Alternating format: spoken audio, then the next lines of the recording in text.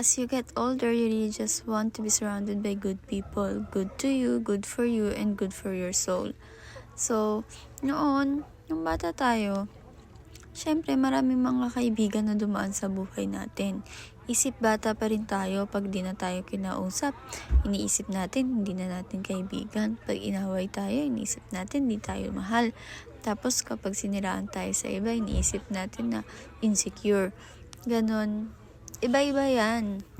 Sa buhay natin, mahaba man o maikli ang buhay natin, maraming uri ng kaibigan na dadating sa atin. Iba't ibang klase ng kaibigan. Depende sa kung paano mo sila ituring, di ba?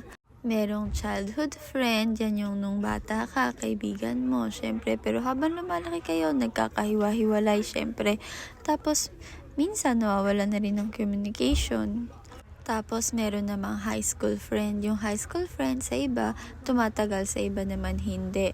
Maswerte ako, meron akong mga high school friend na natili sa akin. May mga times ng buhay ko na feeling ko na wala sila. Pero, andyan lang pala sila. Minsan kasi, tayo din hindi rin tayo nakikipag-usap or hindi rin tayo nakikipag-communicate. Kaya, parang akala natin nawawala sila. Pero, andyan lang pala sila, nag-aantay na kausapin mo, kamustahin mo. Pero minsan, syempre, ikaw din, nag-aantay ka rin na kamustahin ka. Tapos, sa iba, meron namang college friends, sa iba wala. Meron namang, workmates or yung mga friend mo sa trabaho. Ako, sa buhay ko, my siblings' friends are once my friends. Yung mga students ko, they are once my friends. Meron din ako mga childhood friend, pero wala na sila ngayon. Meron din akong mga high school friend na natira. Nabawasan lang, pero may natira naman. Meron akong mga college friend na mami-mami ko din. At mga talagang totoong college friends ko talaga. At higit sa lahat, syempre, my family, my siblings, my mama and my papa, they are my friends too. Sila yung mga kaibigan na alam mong kahit anong mangyari sa buhay mo, nandyan sa tabi. Alam mong kahit anong ugali yung ipakita mo, kahit yung worst na ugali mo pa ipakita mo, mag-i-stay at tatanggapin ka. Mag-i-stay sila sa buhay mo at tatanggapin ka. At higit sa lahat, syempre, dumating na yung dalawang forever friend ko. Yan yung sila yung tinuturing nilang ako yung mundo nila. Ako lang yung mapapagkatiwalaan nila. Sa akin lang sila safe. So, iingatan ko yun.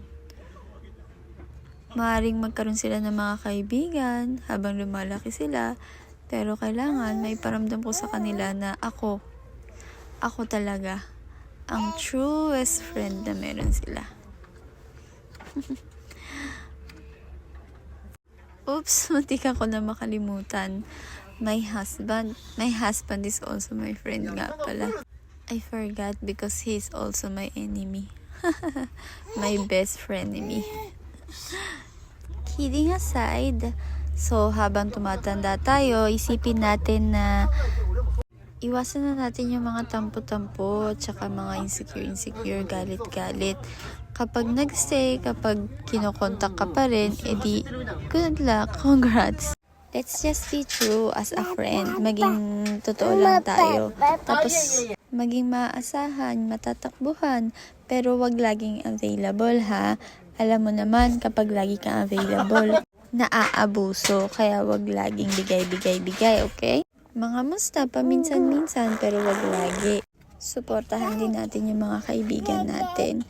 Sa buhay, sa career, sa love life.